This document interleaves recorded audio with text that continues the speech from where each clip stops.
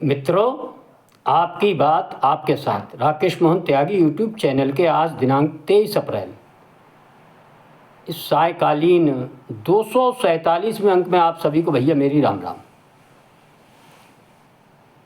मित्रों, आज भैया मैं ही ना पूरा देश दुखी है और जो घटनाएं देश में भई हैं वे आप सबको मालूम ही होंगी कि कैसे कल पहलगाम में हमारे देश के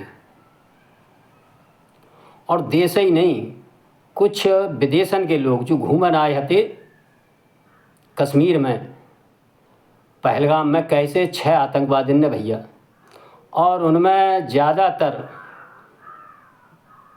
जो शादी ब्याह के बाद जो घर के बालक घूमन को जाते हैं पहाड़न पे ठंडे इलाकन में भैया, अधिकतर जोड़ा ऐसे ही है। और इतो पाप को काम एक धर्म के नाम पर जो कुछ लोग लंबे समय से हजारों वर्ष से करते आ रहे हैं उन्हीं लोगों ने फिर करो, और ऐसे 26 लोगों की निर्मम तरीके से हत्याएं की गई हैं। दद्दा, हम सबको मन बहुत दुखी है। वे हमारे ही बालक है, हमारे देश के बालक है, उनको जीवन अब शुरू होना है भाऊ। और जो कोई पहली घटना ना आए, और मैं फिर कह रहा हूँ दुखद बहुत दुखी मन से कि जो कोई अंतिम घटना ना आए। लगातार ये घटनाएं खास तौर से पूरी दुनिया में अगर कोई झेलन को अवसिप्त है तो जो घर को देश भारत है और हमारा हिंदू समाज है। लेकिन एक हम हिंदू कौम के रूप में हम अभी भी इनके संदेशन को भैया, इनकी बातन को समझिए ना पा रहे हैं। और जाके पीछे हमारे लगभग 100 साल से एक जो आधुनिक काल है भैया, मैं लगातार अपने जो यूट्यूब चैनल के माध्यम से आपको उसको सजग करते रहता हूँ कि कुछ लोगों ने हम सबको एक बड़े भ्रम में रखो, और वह भ्रम से जो नींद और जो हमारी आंखें मुदी गई वे खुलना ही ना चाहती हैं। आखिर क्या कारण है? मैं भैया जो बतबतो कहन जो आज आप सबके जौहरे आऊँ, मेरो आप सबसे अनुरोध है जाको ध्यान से सुनिए, और मेरी बात यदि आपको समझ में आवे दद्दा मेरे, तो जब बात को लाइक करके ज़्यादा से ज़्यादा फ़ोन के माध्यम से तुम्हारे बिल्लात नंबर फ़ोन में रहते हैं उनको शेयर कर दियो। और जिन भैया ने अभी चैनल सब्सक्राइब ना करो, मेरो आप सबसे भैया कहनो है चैनल को सब्सक्राइब कर दियो। और हम सब जहाँ भी रहते हों अपने जे मोड़ा मोड़ी जे बालक जब अपने ही परिवार के बालक हते जिनकी दुखद हत्या भैया, इनके प्रथम श्रद्धांजलि दें और भगवान से प्रार्थना करें कि इनके परिवारन को जो दुख सहन की क्षमता प्रदान करे, और इनको जो बलिदान भाव है जो हम समाज को, सनातनी समाज को, हिंदू समाज को आँखें खोलन को माध्यम बने, तई इनको बलिदान सार्थक होएगो। हम सब सचेत हों, सजग हों, संगठित हों। भैया मेरे, मैं आपको कुछ पीछे ले जाता हूँ कैसे हिंदू समाज को लगातार एक अफीम की घुटी सी चटवान की आदत हमारे समाज के जो वरिष्ठ है और जो भैया नेता है और जो भी है, उनने कैसे एक अफीम की लत हम सबको लगाई, हमारे पूरे हिंदू समाज को, सनातनी समाज को, राष्ट्रीय समाज को, बाको जो दुष्परिणाम हम समय समय पे देख रहे हैं। मैं आप सबको ध्यान दिलाता हूँ भैया, घर की बड़ी बूढ़ी हती पहले, और कोई बालक बहुत ज़्यादा रो तो शैतान कत्तो हमारी अम्मा, महतारी, दादी, और मुझे ध्यान है पुरानी एक अफीम पहले ज़्यादा पैदा होती, घर घर थोड़ी बहुत रहती, और न रहती तो पड़ोस में से ले आते एक मक्खी के मूड़ के बराबर, और वह मक्खी के मूड़ के बराबर अफीम में से 4-5 गोली कर लेती हमारी दादी। और जब ज़्यादा रोते काम हो रहो नहीं, जो बालक बहुत रोए रहो है तो बाको भैया वो चटवाए देते, और बालक बाकी नींद में नशा में थोड़ो सो हो जातो, मज़े से सोतो। और एक काम में बहुत आतो, आप सबको ध्यान होएगी कि पहले डॉक्टर अकदर तो इतने होता ना है जब बालक को पेट चलतो। अब पेट चलन को मतलब नई पीढ़ी के लोग हमें शायद ना समझ पाए, लेकिन पुराने लोग समझ जाएँ।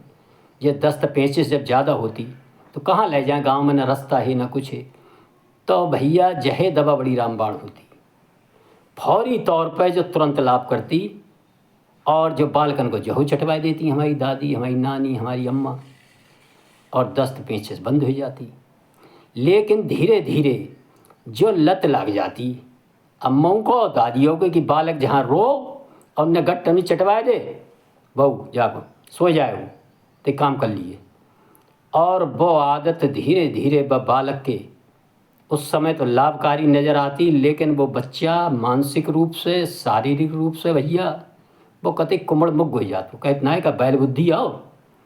तो वो अफीम के नशा में इतो वो फिर आदी हो जातो, तो उसके शारीरिक विकास पे ना तो वो को कर्रो हो तो, और दिमाग हुआ को कुंदस हो जातो, मतलब वो नींद में ही सो रहे तो, जगे भो बस सोए सोई रहे तो। जी अफीम को जो नशा करते हैं भैया, आप सबने देखो होगा उनको, और जो सबसे बुरा नशा है खतरनाक, सब नशा छुट जाएंगे डॉक्टर कहते हैं।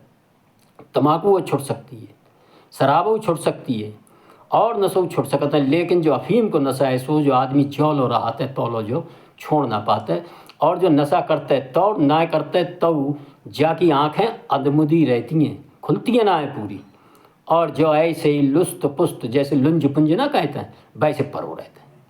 तो ऐसे ही घर के जो राष्ट्रीय समाज को, हिंदू समाज को, जो आधुनिक युग में जो पहली अफीम की गोली नशा के रूप में जो दही बा के बारे में मैं आप सबको ध्यान दिलाना चाहता हूँ। मैं लगातार आप सबसे कहता हूँ कि अगर हम सब लोग रोग के कारणन को ना पहचानेंगे और खाली दवा कतराएंगे तो रोग खत्म ना हुए, वो थोड़े दिन दब जाते फिर ऐसी ऐसी घटनाएं लगातार आप सब देख रहे हैं। 1000 साल से भारतवर्ष झेल हुए बड़े बड़े भीषण हत्याकांड, बड़े बड़े बीभत्स, बड़े बड़े खराब, जी ऐसे ही सहज थोड़े ही चलोगे हमारे देश। जो गांधार से लेकर सिंध, मुल्तान, पाकिस्तान, पंजाब, बलूचिस्तान और जो बंगाल, जी ऐसे ना गो भैया, एक एक इंच पे बड़ी लड़ाई भैया, बड़े खून बहो है, और बड़े हमारे लोगों ने बलिदान दिए हैं।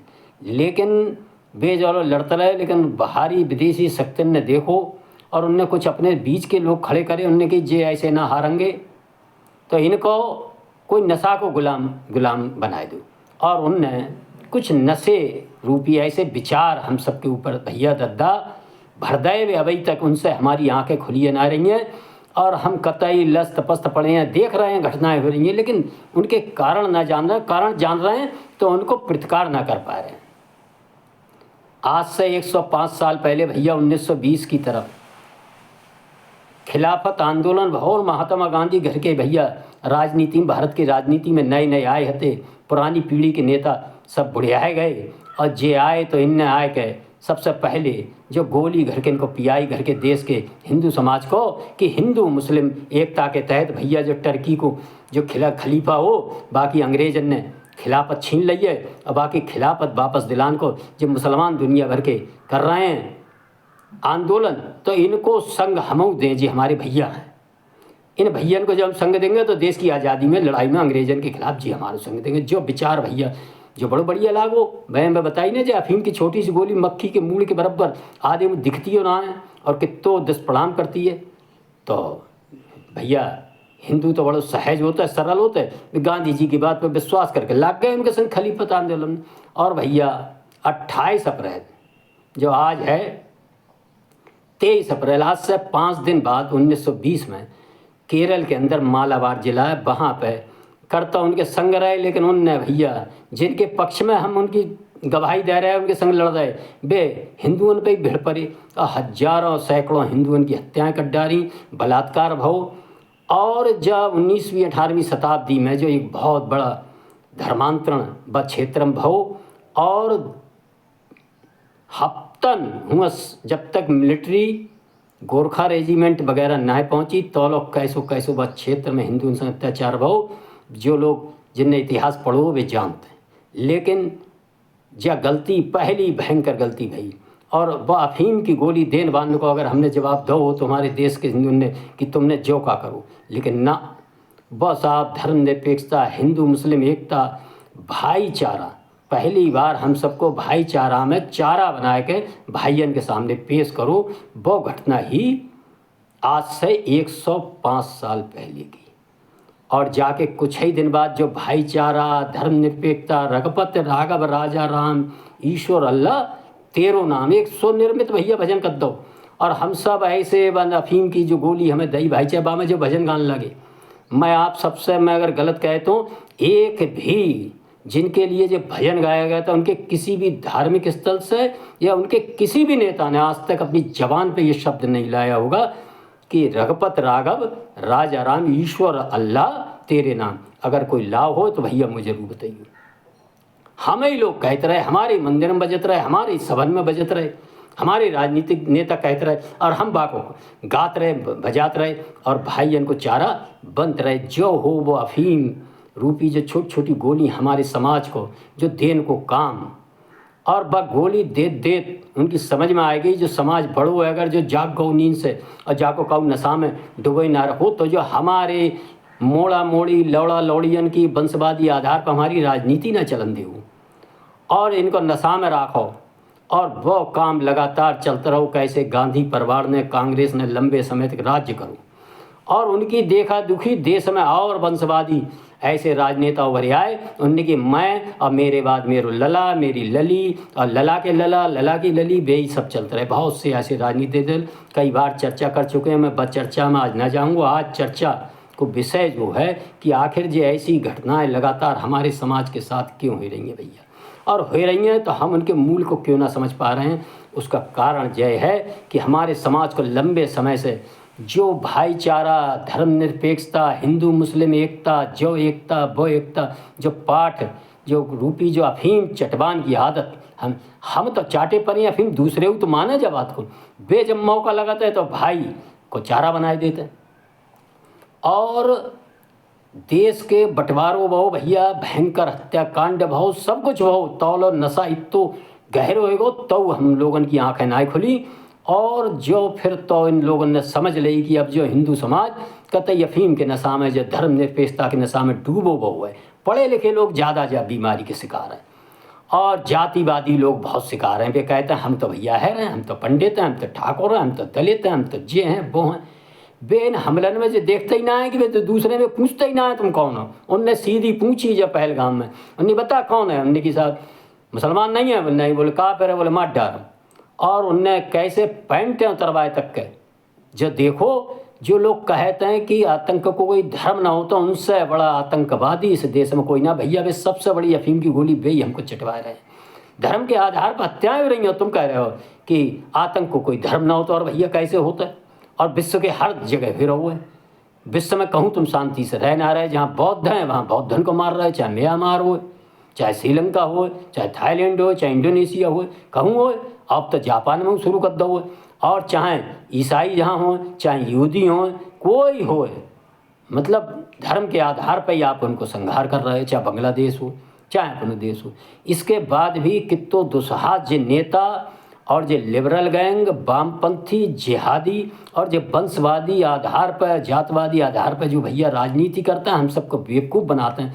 और जो जाति की एक और नई उनने गोली चला दी है अफीम की। उनने अब ले जा से निकलोगे तो हम जाति की चला देंगे। तो बाम ऐसे आदमी डूब गए कि बात समझ में ही ना आते भाषावाद में। और वो देखिए ना रहो कि पहलगाम में चाहे उत्तर को हो, चाहे दक्षिण को हो, चाहे नेपाल को हो, चाहे बंगलौर को हो, चाहे महाराष्ट्र को हो, उनने कुछ ना पूछी। उनने तो भैया मारो। और चाहे डीएम साहब हों, चाहे सुरक्षा बल के हों, चाहे गुप्तचर विभाग के हों, चाहे व्यापारी हों, चाहे भैया वे हों, वे कहते हैं ना बैंक के मैनेजर सीए, उनने कोई ना छोड़ो। और चाहे गरीब हो चाहे मजूर हो, उनने एक तरफ से मारो। उनने कि बस जो मुसलमान ना है, जो हमारे धर्म को ना है, हमारे मत को ना मानने वाला हो, भैया बाग मार दो। तो ऐसी घटनाएं लगातार जो देश में हो रही हैं। और हमारो समाज व अफीम जो लंबे समय से चटवाई जा रही हमको, जो हमारे नेता चटवाते हैं, इनको पहचान है। जो घटना के बाद आप टेलीविज़न और सब जगह देखेंगे बे घिसी पिटी निंदा। और हमें सबको भाईचारा एकता से रहना चाहिए।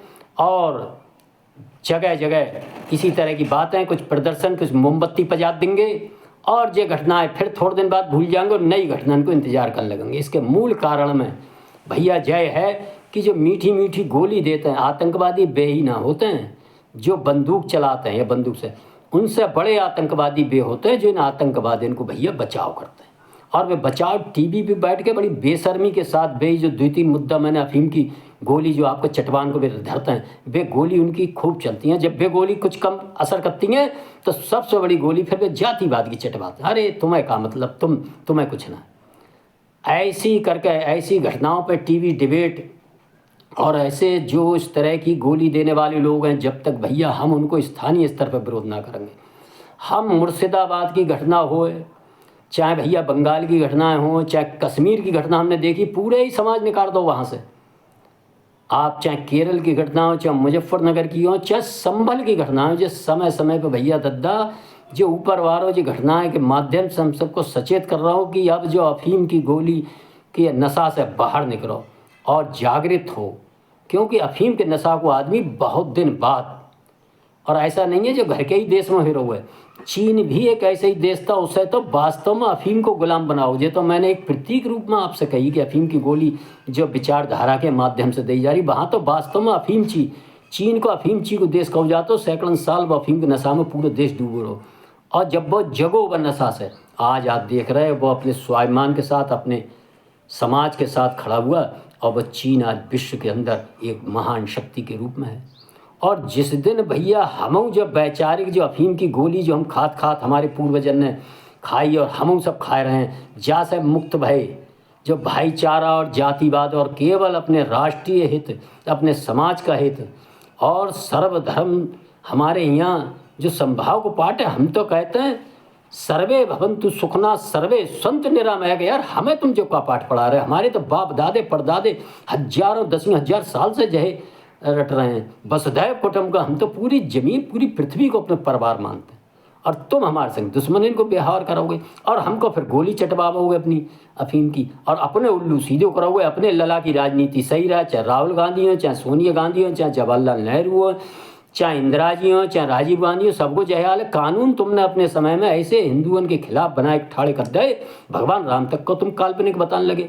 सुप्रीम कोर्ट हर क्षेत्र में ऐसे लोग घुस गए हैं। न्यायिक व्यवस्था, कार्यपालिका व्यवस्था और राजनीति में इस प्रकार के अफीम चटवान वाले और चाटत कतई लंज पुंज भय लोग हमारे देश में बैठे हैं। भैया हम अपनी सरकार जो हमने 14 के बाद चुनी है, जो निश्चित इसका प्रतिकार कराइए, पहले करो हुए और ऐसो करो हुए कि बहुत दिन, लेकिन कहीं ना कहीं हमसे चूक भैया।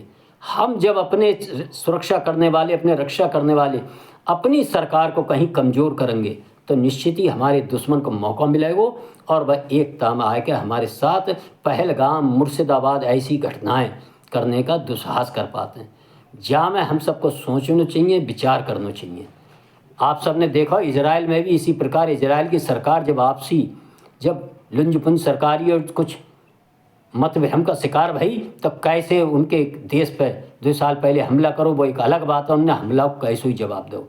वास्तव में आज भारतवर्ष के को भी इजराइल की तरह ऐसे तत्वों के खिलाफ निर्ममता से पूरी तरह से कार्रवाई करना चाहिए।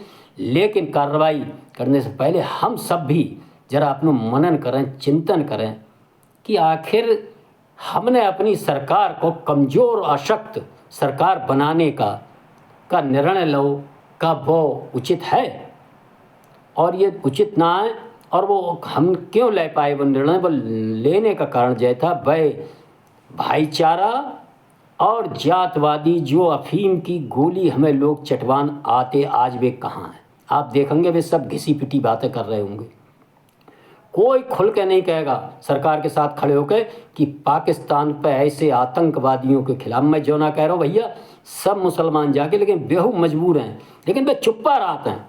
और जब जो पाप के और पापी के विरोध ना कर पावे, चुप्पा रहा है, तो भैया बाको मौन समर्थन पर होता ही गिनो जाता। आज सभी भारतीय होने के नाते हम सबको इन घटनाओं की भर्त्सना नहीं, ये घटनाएं आगे ना हों, हमारी सरकार, हमारा सिस्टम कमज़ोर नज़र ना आए, और हम सब एक स्वर में, किसी भी राजनीतिक दल क्यों, कहीं क्यों, किसी क्षेत्र के रहने वाले, ये हमला पूरे भारत पर हमला है भैया, पूरे क्षेत्र पर। उनने कहूँ कोई वो ना करो है आतंकवादी ने, उनको तो टारगेट, उनको तो भैया लक्ष्य कतई साफ है दद्दा मेरे, कि उन्हें तो जो करने। और हमें ही जो गोली खाए के अफीम की जन कहाँ चक्कर पड़े हैं, जो अफीम की गोली देने वाले को पहचान है, और जो किस रूप में हमें अफीम की गोली देते हैं, मीठो मीठो मुलम्मा चढ़ा के जातिवाद को, भाईचारे को, और ढूंढा है कोई तुम्हारे अलावा कोई मिलो है, ईश्वर अल्लाह तेरे नाम सबको सनमत दे भगवान कहनवारो। कहूँ अगर मिल जाए तो मुझे ज़रूर बताइए भैया कमेंट्स के माध्यम से कि साहब हमने उनके बाद धार्मिक आयोजन में साहब जो सुनूँ, जो भजन, गांधी जी कैद कैद चले गए, गांधी जी के चेला कैद कैद चले गए, और वह जब भजन ने तो नुकसान करो कि हमारे बच्चन के दिमाग में यह बात भर गई कि जो असली भजन है, ऐसी धूर्ततापूर्ण काम, ऐसे अफीम के नशे देने वाले लोग, ऐसी गोलियों को हम सब भैया पहचानें, और ये नहीं पहचानेंगे इस नशे से मुक्ति नहीं पाएंगे। आने वाले समय में फिर हम हमारा समाज, हमारी पीढ़ी ऐसी घटनाएं लगातार समय समय पर देखती रहेगी। वर्तमान सरकार जैसी कोई सरकार होगी, हो सकता है उनमें घटनाएं कम हो जाएं, उन घटनाओं का प्रतिकार भी सरकार वास्तव में मोदी जी वगैरह और अमित शाह जी बहुत सख्ती से लेंगे, इसमें कोई शक नहीं है। लेकिन आखिर हम इतना मौका क्यों दें?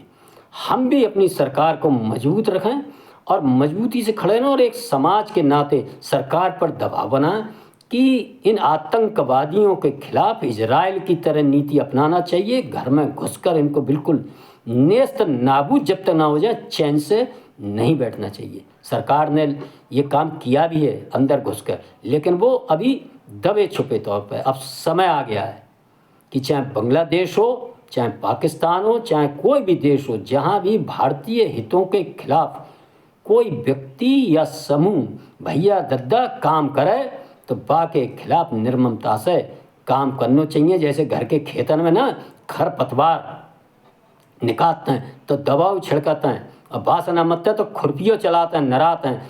आज समय आ गया हमारे बीच, हमारे राजनीतिक, हमारे जैसे खरपतवार फसल की तरह दिखते हैं, घर की तरह होते हैं वे सब, और घर कोई नाम लेके आते हैं। कोई भैया घर को घरौआ बन जाए हो, कोई जाति के आधार पर आ जाए, कोई क्षेत्र के आधार पर आ जाए हो, कोई भाषा के आधार पर आ जाएगो, कोई आर्थिक आधार पर आ जाएगो, कोई आरक्षण के नाम लेकर आ जाएगा, कोई संविधान को नाम लेकर आ जाएगो, और वे हमारे बीच में पनपता और हमें ही को कमज़ोर करता और हमें ही को मिटान काम करता है। ऐसे खरपतवारन को पहचाने दद्दा, हम सब खेती किसानी करते हैं।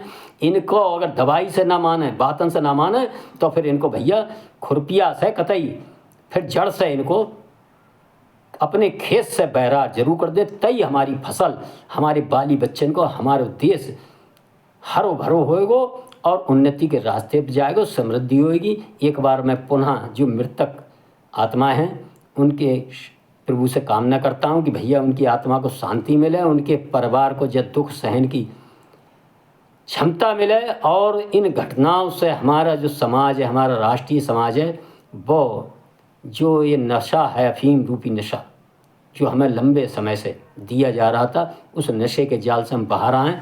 मैं अपने इस अंक में अपनी वाणी को विराम देता हूँ, तो आप सबसे विदा लेता हूँ। जय श्री राम, जय श्री वाल्मीकि भगवान, भारत माता की जय।